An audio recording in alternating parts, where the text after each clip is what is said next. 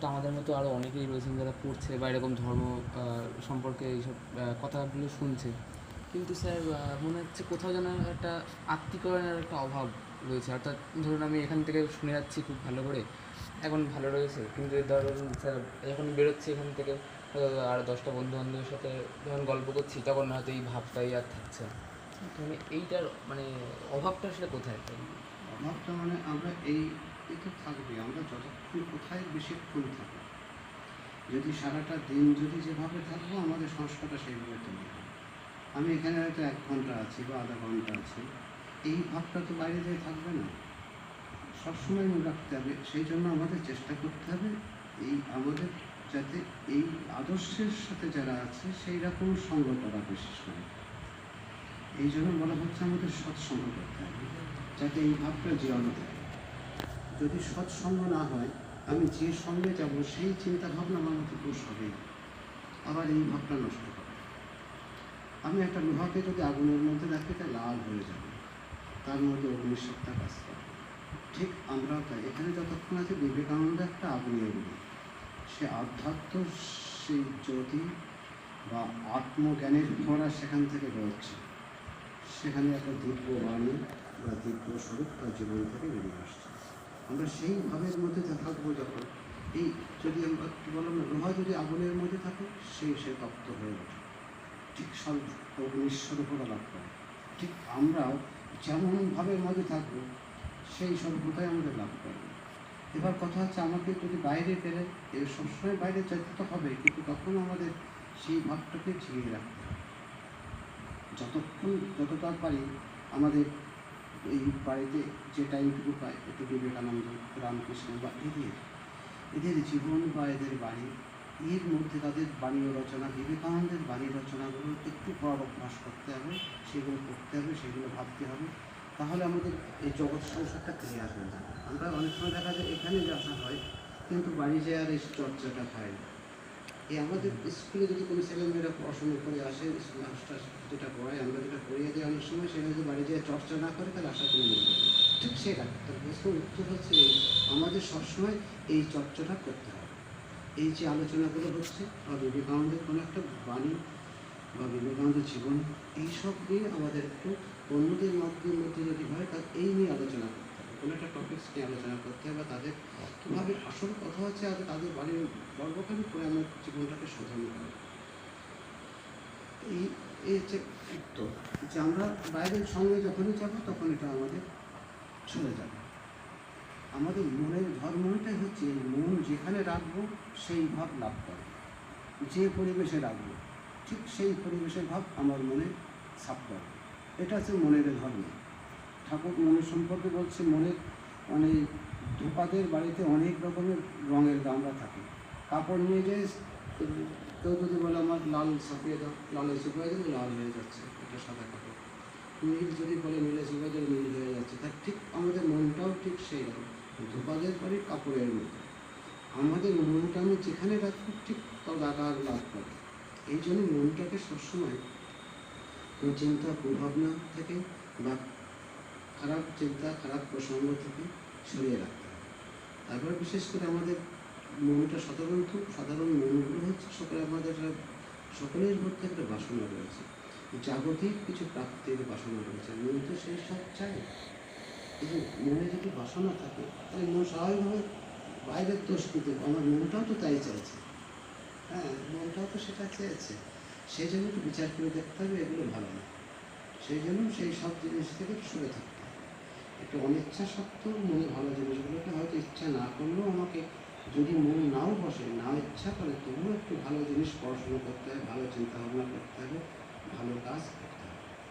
জীবনটা শোধন করা, এই বয়সটা হচ্ছে অল্প বয়স, এখন হচ্ছে উপযুক্ত টাইম জীবনটাকে শোধিত করে নেওয়া। সেই জন্য আমাদের সবসময় একটু ভালো চিন্তা ভাবনার মধ্যে থাকতে হবে। এই বিবেকানন্দ, রামকৃষ্ণ হোক, গীতা হোক, উপনিষদ হোক, এই সবই একই কথা বলছে আমাদেরকে একটা ভালো সঙ্গ, এই সাধু সঙ্গ। ঠাকুরের কথা হচ্ছে সাধু সঙ্গ করতে। আমাদের জীবনটাকে শোধরাতে গেলে তো একটা জিনিস হচ্ছে সৎসঙ্গ। সৎসঙ্গে আমরা দেখব, সাধু হচ্ছে তারাই যাদের জীবনে একটা মন প্রাণ একটা পরম সত্যকে জানার জন্য এদিকে সেই হচ্ছে সাধন, যে মন প্রাণ সব কিছু ভগবানকে চাইছে। এইরকম একটা মানব বা মানবী তাদের সান্নিধ্যে যখন যাব, তাহলে আমি যে মোহগ্রস্ত হয়ে আছি, যখন হয়ে আছি তা আমি মোহিত এটা বলতে পারবো না। যখন তাদের সঙ্গে যাব তখন আমার মোহটাকে ধরাবো। যার ঘাড়ে ভূত লাগে সে কিন্তু আমার ভূতে বিয়েছে বলতে পারে না, বুঝেছিস, অন্যরা বুঝতে পারে। ঠিক সেই রকম আমার একটা মোহ আচ্ছন্ন হয়ে আছে।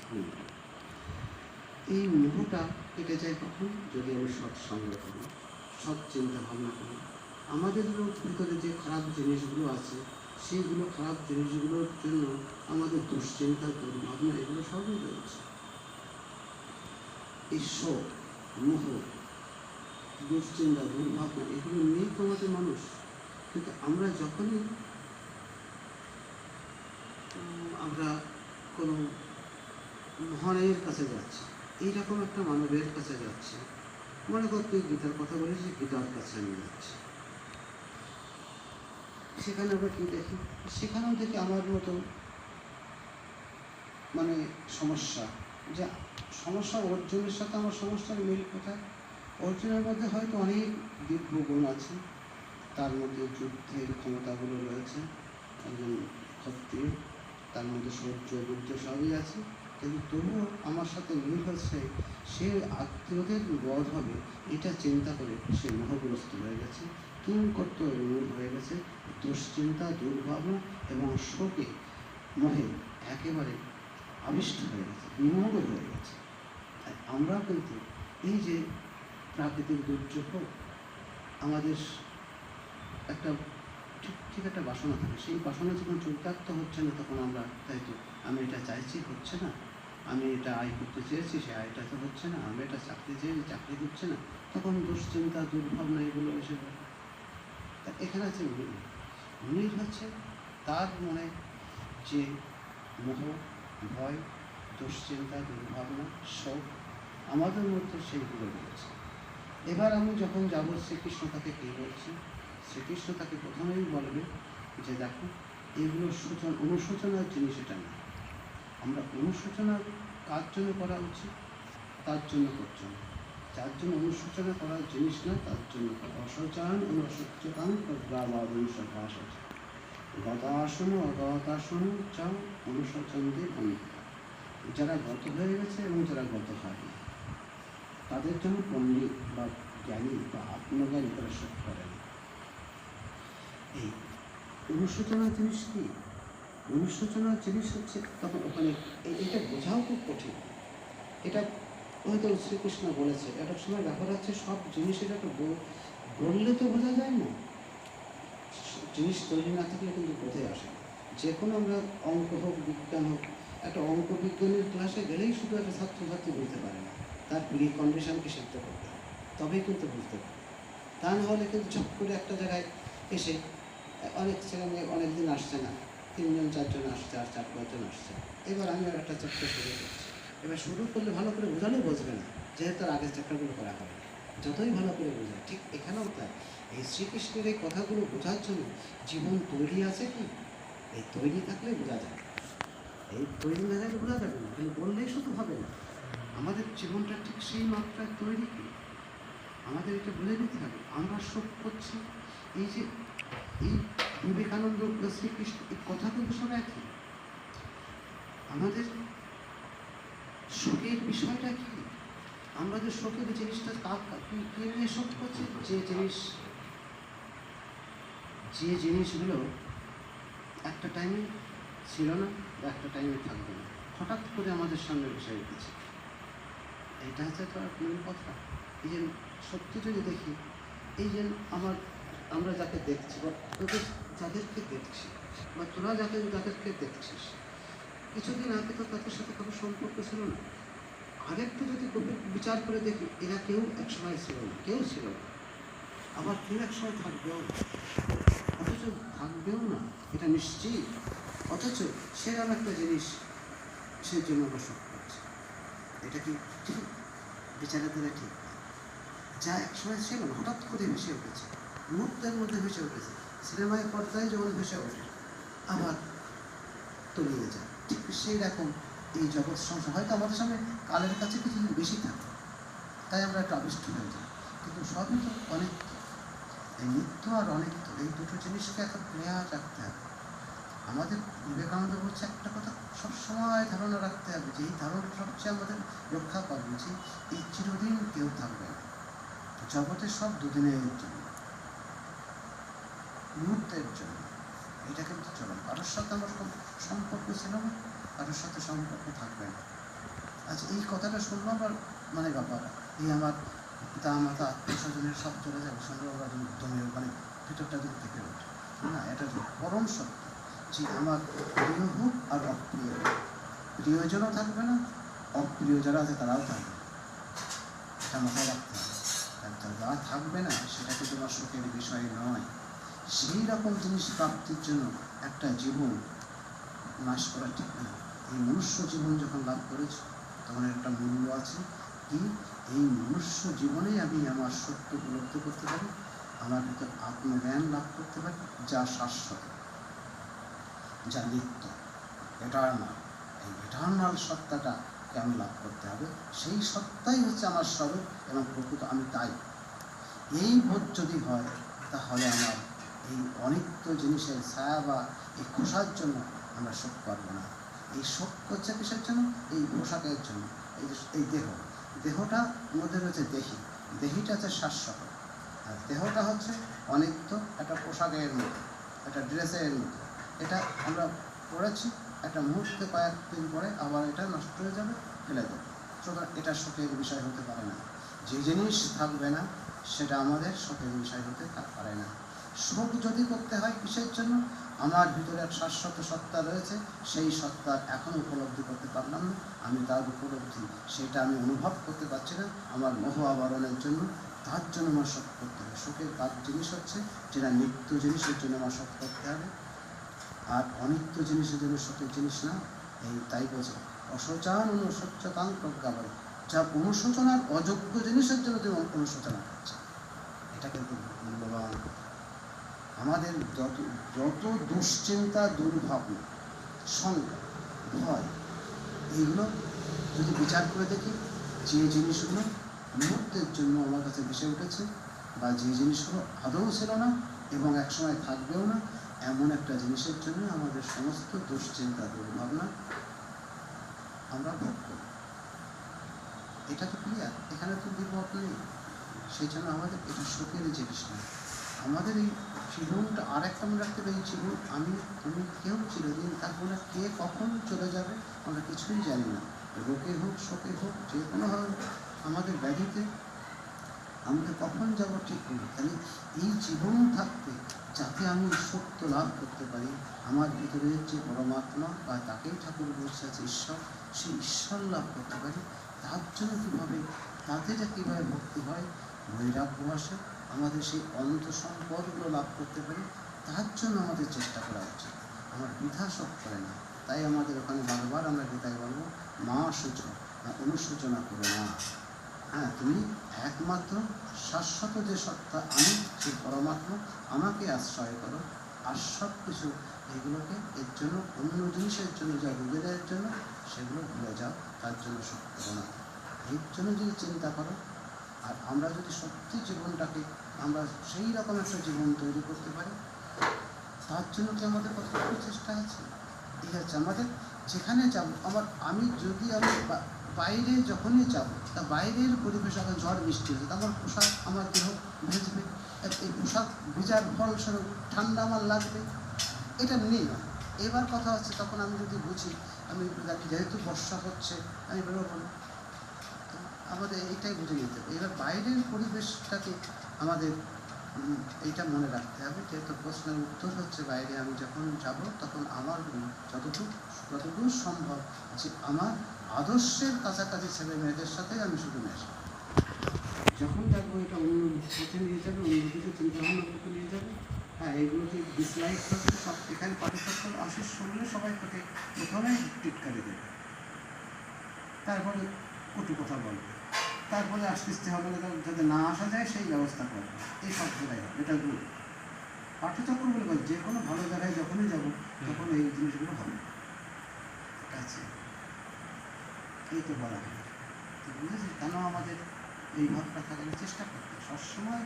আর মনে প্রাণে যারা ভক্ত তারা সবসময় এই ভালো চিন্তাগুলো, ঠাকুরের চিন্তা, ভগবানের নাম, তার লীলা, তার সেবা, এই এতদিন বলছিলাম, এই যে চিন্তাগুলো যদি করি, একটা দিব্য জীবন যদি আমি ধারণ করি, এই যে বিবেকানন্দ রামকৃষ্ণের জীবনটাকে যদি আমি ধারণ করি, এদের জীবনটা, হ্যাঁ, অনেক সময় দেখা যায় এদের জীবনটা কি অসাধারণ জীবন।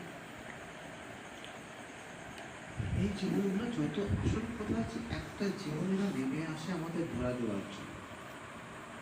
অব্রত একটা হচ্ছে ভগবান হচ্ছে অসীম, অনন্ত, নিরাকার, নির্গুণ, এরকম বলে থাকে। সেই ভগবান আমার কোনো কাজে আসে না, কিন্তু যখন তিনি অবতীর্ণ হয়, নেমে আসে, সেই নেমে আসাটা হচ্ছে তার মাধুর্য। আমাদের জীবনটাকে তোলার জন্য, আমাদের জীবনটাকে, সাধারণ মানুষের জীবনটাকে তুলতে হবে, মানে জীবনটাকে উন্নত করতে হবে। আর মহানরা, যারা অনেক ঊর্ধ্বের মানব, তারা জীবনটাকে নামিয়ে রাখে। এত সাধারণ স্তরে রাখে কেন? সাধারণ মানুষ যাতে তাতে উঠতে পারে, না নামলে তো উঠতে পারে না। এই যে অনেক মনে রাখতে হবে এই কতটা নামিয়েছে, কে আর কি অবস্থায় আছে, এদের অনেকটা নেমে আসে, তাই অবতীর্ণ হয়। অবতীর্ণ নেমে আসে কোন দিকে নিয়ে, তার স্বরূপ ঠিক আছে, সব আছে, কিন্তু তারা, আমরা যে স্তরে আছি, যে সাধারণ স্তরে থাকবে, সেই সাধারণ স্তরে নেমে এসে কথা বলবে। একটা প্রফেসর, একটা অনেক কলেজের ছেলে মেয়ে যখন পড়ায়, সে একরকম হয়। সে যদি 2 ক্লাসের ছেলে মেয়ে পড়াতে হয়, সে পারবে না। পড়াতে গেলে তাকে 2 এর ছেলে মেয়ের মানসিক স্তরে নেমে আসতে হবে।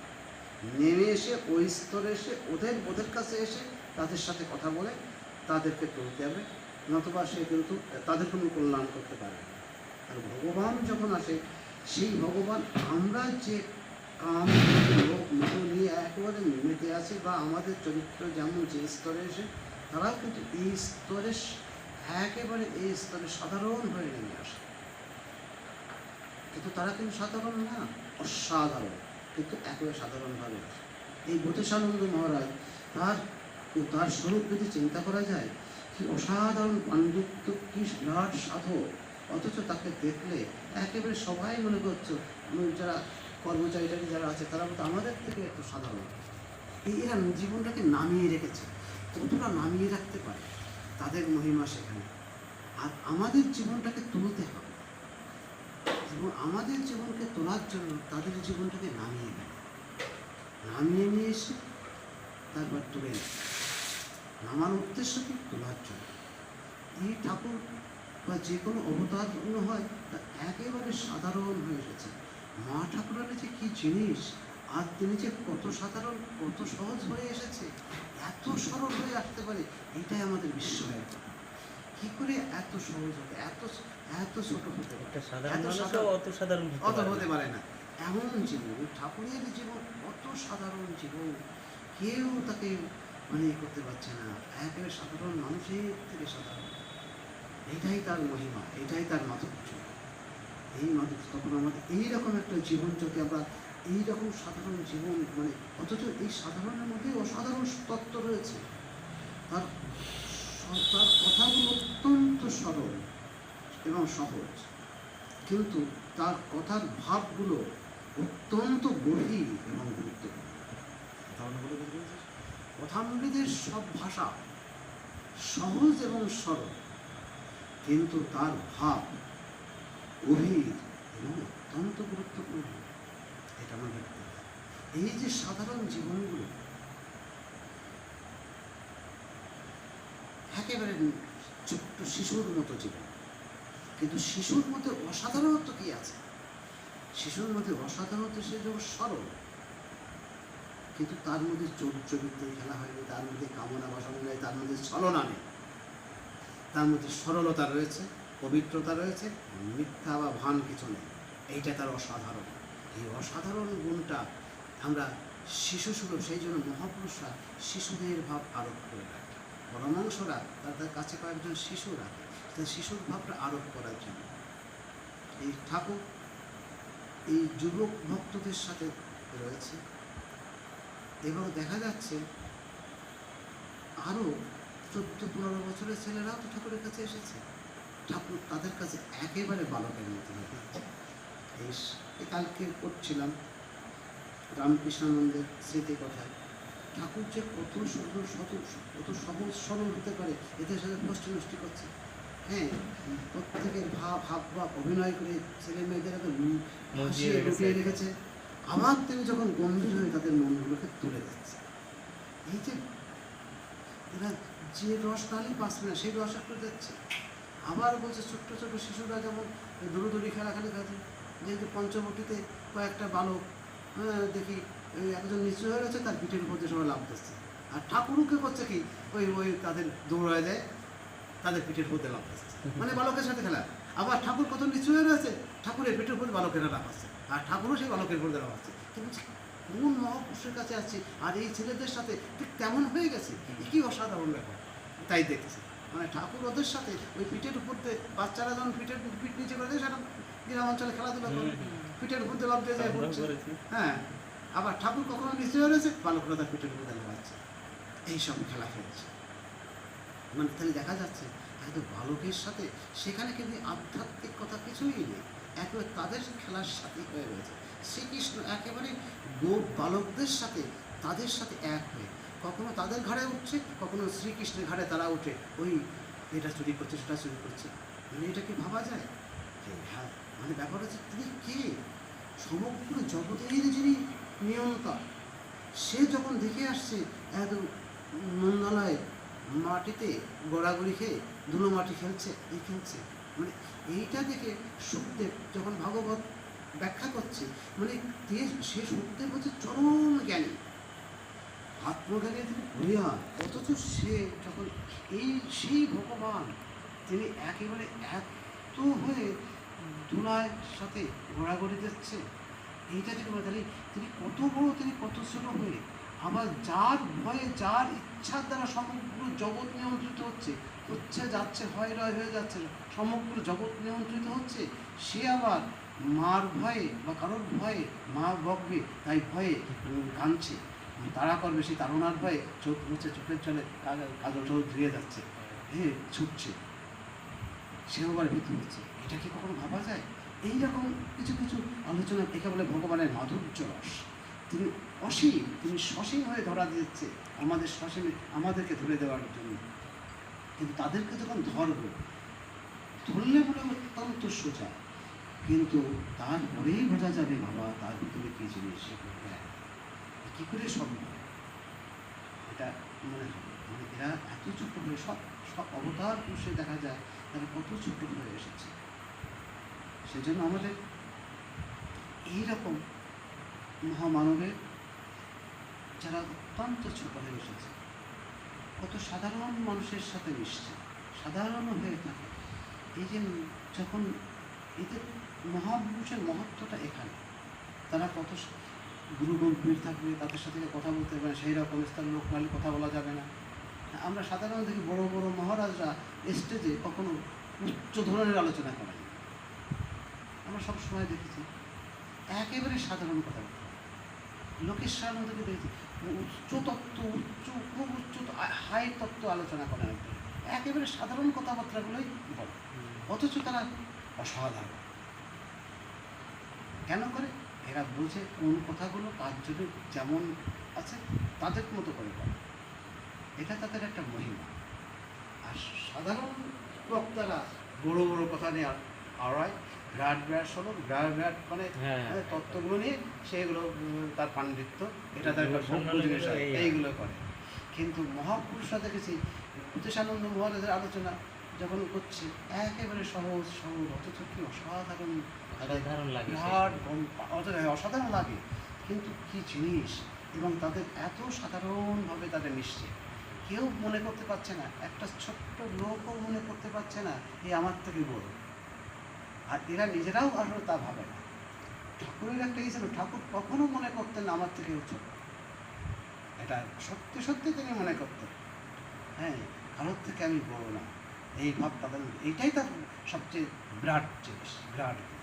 আর আমাদের সবসময় এটা মনে হয় আমি এর থেকে বড়, এর থেকে ভালো, এর থেকে পড়াশোনায় ভালো, এর থেকে চরিত্রবান ভালো, এর থেকে আমি ভক্ত, এর থেকে আমি জ্ঞানী, এর থেকে আমার শক্তি বেশি, প্রভাব বেশি।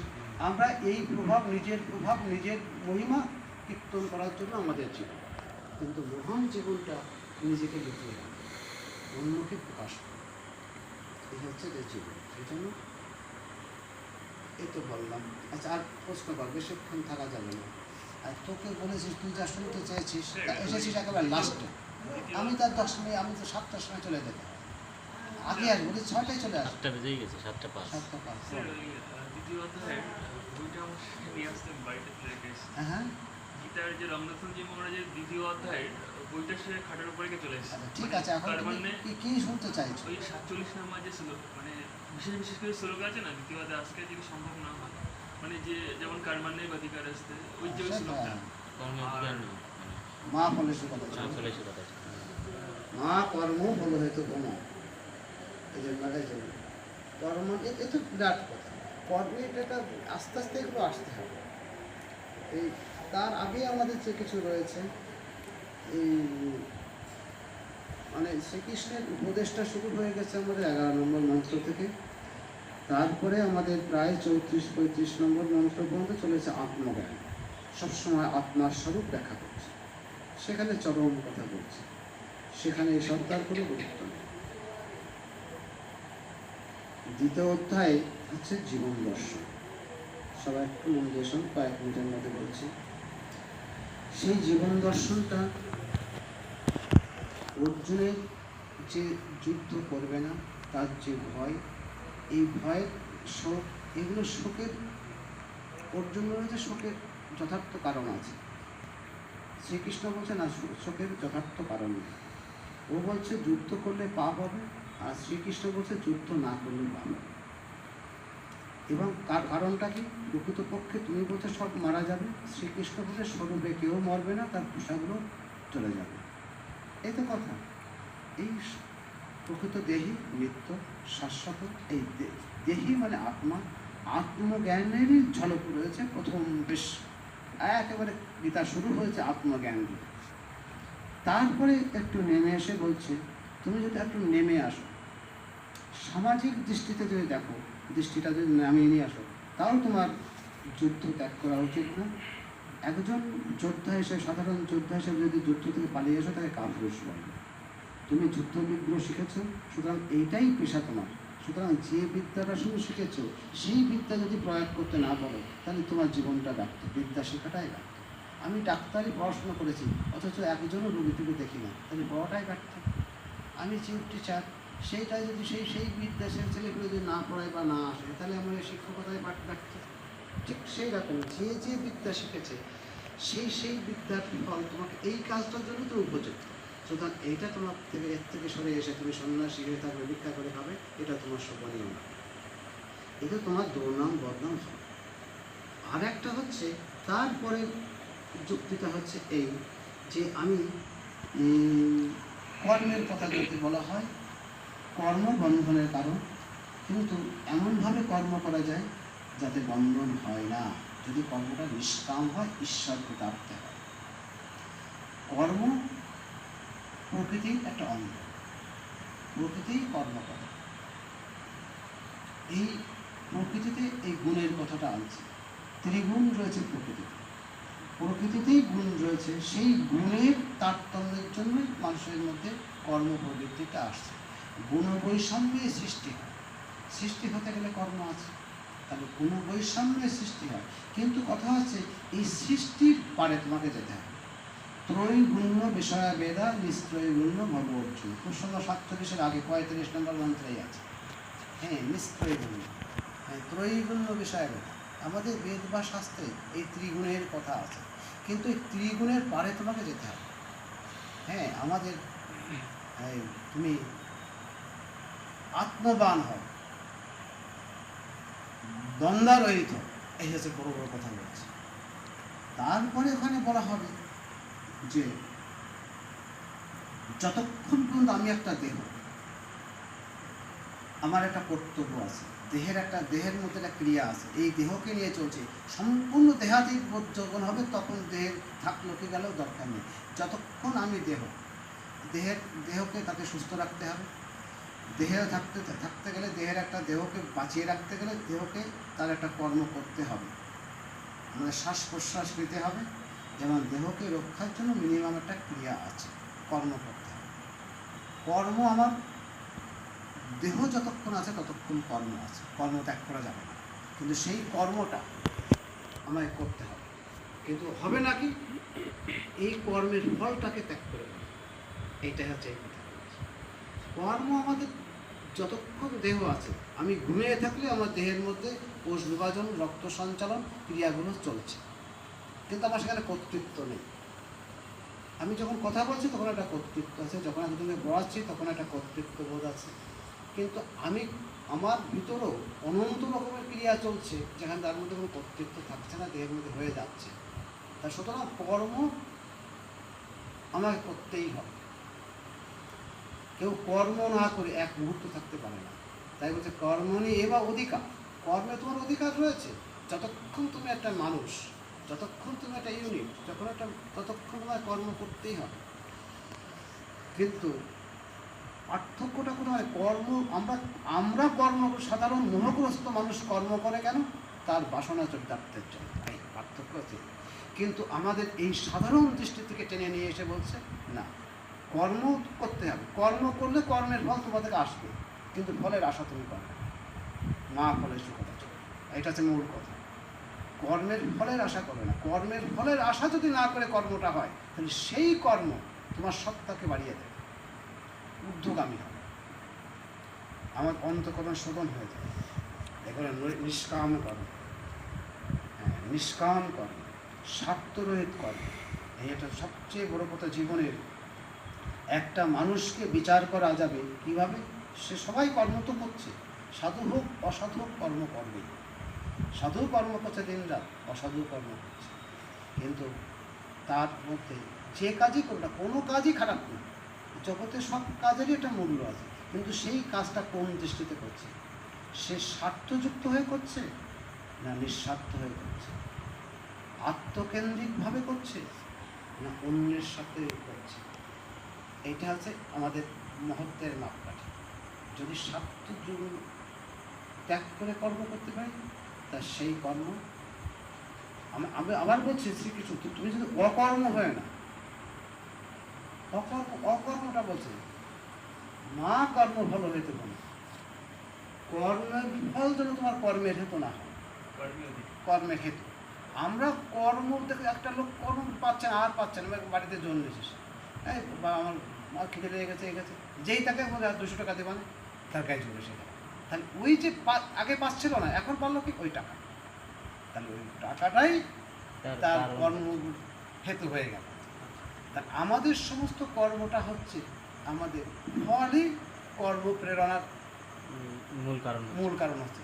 ফল যদি তাই, হ্যাঁ তোমাকে টাকা দিচ্ছি, তাহলে বলে টাকা দেন, দেখেন করে দিচ্ছি, আরও 2 ঘন্টা, আরও 4 ঘন্টা করে দেবেন, ব্যাপার টাকা দেবেন, পারে। তা ওই যেই আমাদের সমস্ত কর্মে প্রেরণা আসে, তার পিছনে যদি ফল থাকে, ফলটা যদি থাকে, কর্মে প্রেরণা আসে। আর মহাপুরুষদের এরা তো এই ফল চায় না, তাহলে তাদের প্রেরণা কী করে আসছে? তাদের প্রেরণা হচ্ছে ভিতরে তাদের হচ্ছে অসীম করুণা আছে। তা রামকৃষ্ণ হচ্ছে কঠোর কর্ম করছে, বিবেকানন্দ যে কর্ম সেবার ভাবটা যদি দেখে, তারপরে বলছে যে কর্ম মানুষ কখনো করতে পারে না, তাহলে এই কর্মের প্রেরণা আসছে কোথায়? তার কোনো টাকা পাচ্ছে না, পয়সা পাচ্ছে না, তাহলে তার প্রেরণা আসছে তার ভিতরে করুণা। করুণাই হচ্ছে তাদেরকে প্রেরণা দিচ্ছে। এই মাস সন্তানের উপর একটা করুণা আছে, ভালোবাসা আছে, এই প্রেম আছে, যথার্থ প্রেম। এই প্রেমটাই যখন আমাদের কর্মপ্রবৃত্তির প্রেরণা শক্তি হবে, সেই কর্ম হবে দিব্য কর্ম। এটাই শ্রীকৃষ্ণ বলে, ফলটা যেন কর্মের হেতু না হয়। কর্ম করলেই তার একটা ফল আছে, সেই ফল জাগতিক ফল। আর যদি কর্ম করছি কিন্তু জাগতিক আমি কিছু চাইছি না, অনাসক্ত, তখন কর্মের ফল আমাদের আসবেই, কিন্তু আমার অত তো আসক্তি নেই। কর্মের ফলেও মানুষ আসক্তি হয় না। কর্মের ফলের উপর যদি আসক্তি থাকে, কর্ম করলে তো একটা ফল আছে, ফলও তোমার বন্ধনের কারণ না। ওই ফলে যদি আসক্ত থাকে তবেই আমার বন্ধনের কারণ। অনাসক্ত কর্ম করলে ফল আছে, কিন্তু তাতে অনাসক্ত, আসক্ত নেই।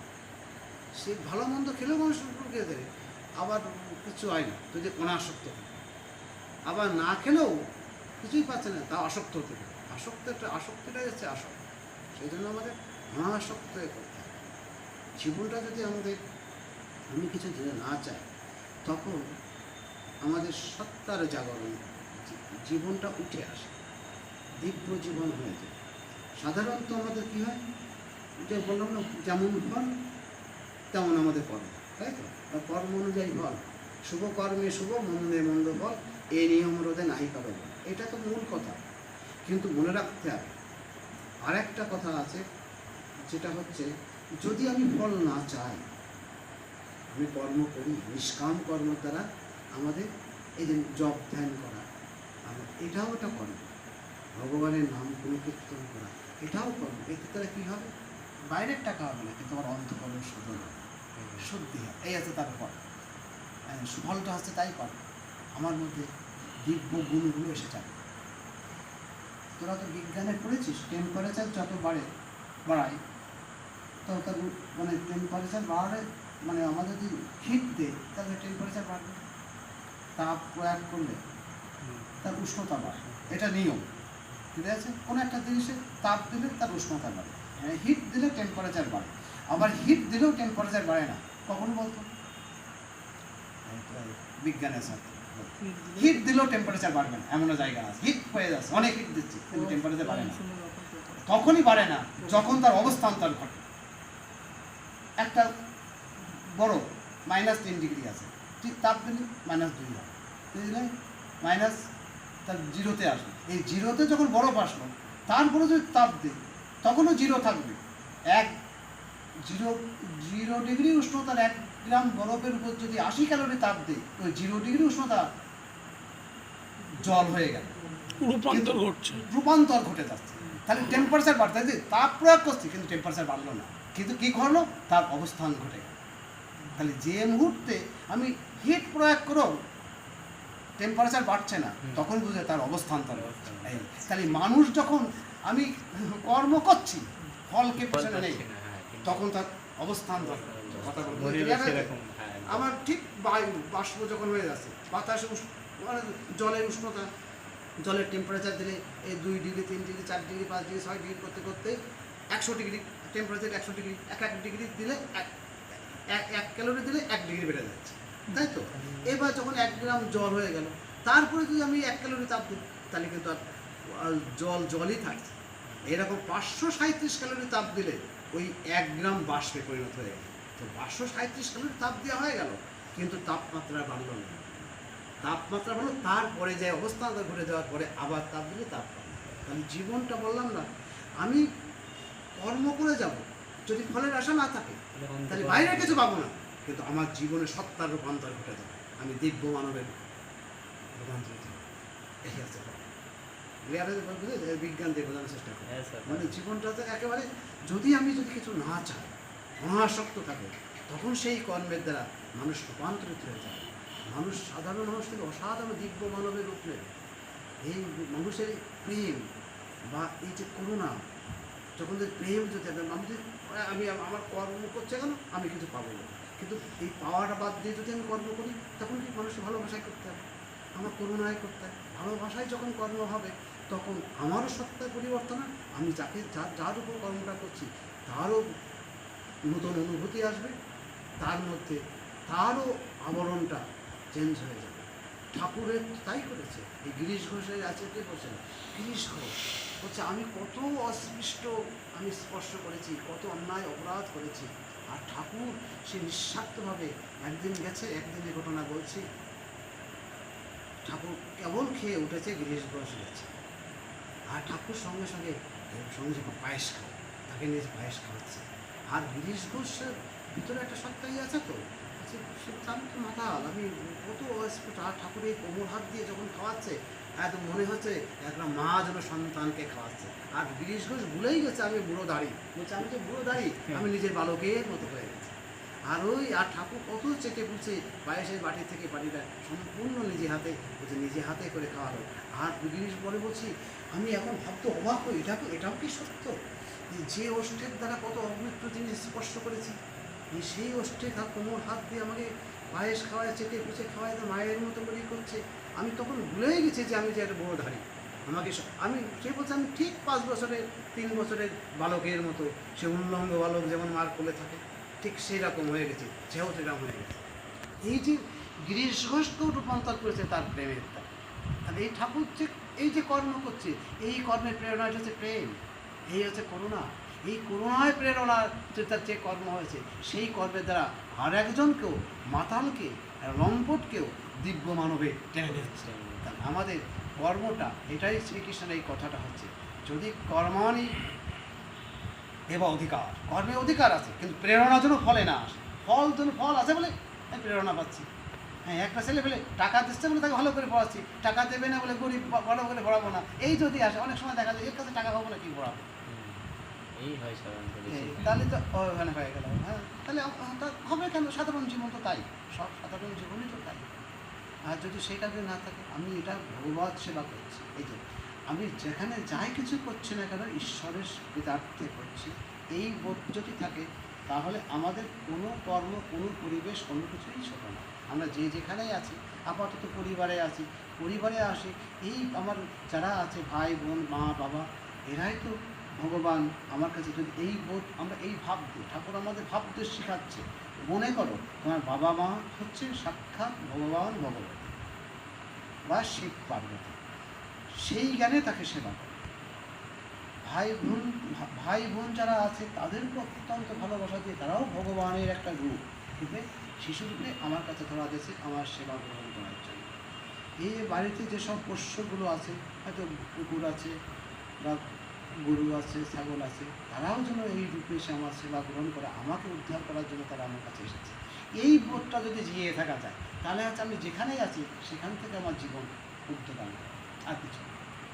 আমাদের এর জন্য রাস্তায় যেতে হবে না, আমি যেখানে আছি সেইটুকু দেখতে হবে, এখানে আমার কিছু করণীয় আছে। আজকে আমি সংসারে আছি, দেখা যায় আমার সংসারে, একটা সংসার চলতে গেলে খালি কিন্তু চলে না। সংসারে রান্না বান্না, ঘর মোছা, ঝাড় দেওয়া, বিছানাপত্র তোলা, কাপড় কাচা, বাথরুম পরিষ্কার করা, বাজার করা, এটা সংসারে থাকতে গেলে এগুলো করতে হয়। এবার সংসার দেখা যাচ্ছে কেউ করছে, হ্যাঁ মনে হয় আমি বৌমা দেখছি করছে, একটা বাচ্চা মেয়ে করছে, আর আমি যদি দেখবা আমার তো আজ পড়ানো হয়ে গেছে, আমি যদি ভিডিওটা করি তার কষ্টটা কম হবে। এই যে আমি যদি ওটা করি তাহলে এটা কম হবে। আমাকে সবসময় দৃষ্টি রাখতে হবে। সবাই এখানে আছে, আমি কিছু করে দিলে আরেকজন সত্যি যদি ভগবান, এইটাই আমার সাক্ষাৎ ভগবত সেবা করে, আর কিছু না। আমাকে লক্ষ্য রাখতে হবে, চোখ কেন খোলা থাকবে, দৃষ্টি খোলা থাকবে, আমি কোথায় পারি একটু সাহায্য করা মানে এটা আমার এই বোধে সাহায্য, এটা একটা প্রাপ্তি, এটা কাউকে দেওয়ার, উপকার করা না, আমার নিজেকে শুধরে নেই। যাক, যতটুকু বুঝলাম এই অল্প টাইমের মধ্যে বলার চেষ্টা করি। সামনে দিন আগে আসিস, তুই পরে আসবি কেন, আগে আসবি। আমি এসে দেখো রয়েছি বসে, আমি যখন শেষ হয়ে তখন